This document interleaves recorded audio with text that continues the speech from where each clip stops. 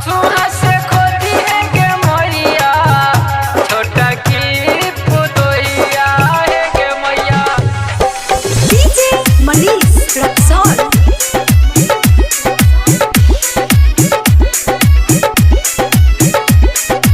Alex music studio बोध गया।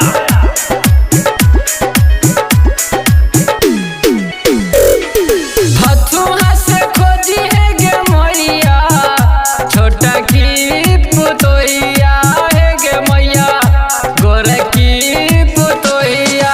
हथुआ से खोदी है गे मैया, छोटा की पुतोहिया है गे मैया, गोरे की पुतोहिया। की तेलवा लगई तो गे मैया, की गोड़वा दबई तो गे मैया, सांझे दिन दोपहरिया है गे मैया, सांझे दिन दोपहरिया।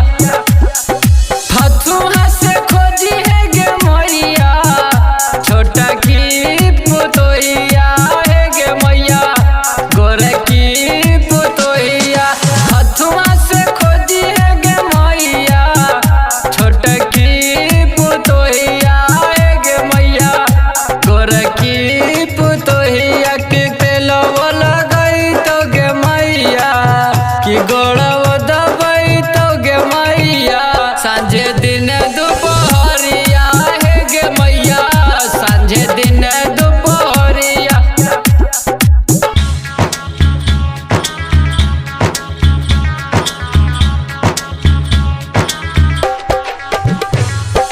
डीजे मनीष रक्सौल।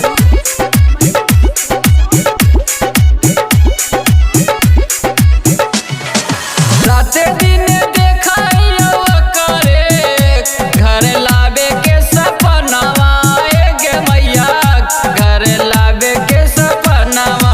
राते दिन देखइयो करे, घर लावे के सपनावा है गे मैया, घर लावे के सपनावा। की गोरकी के कहिबो गे मैया, की गोरकी के कहिबो गे मैया, बनतो घर के दुल्हनिया है गे मैया, बनतो घर के दुल्हनिया।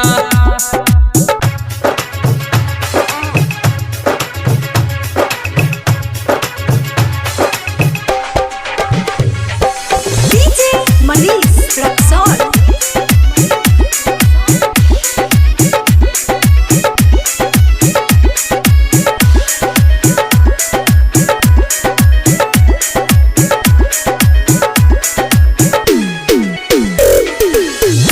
बेटा छोटू वाला मैया, टेंशन ना लिया है गे मैया, टेंशन ना लिया।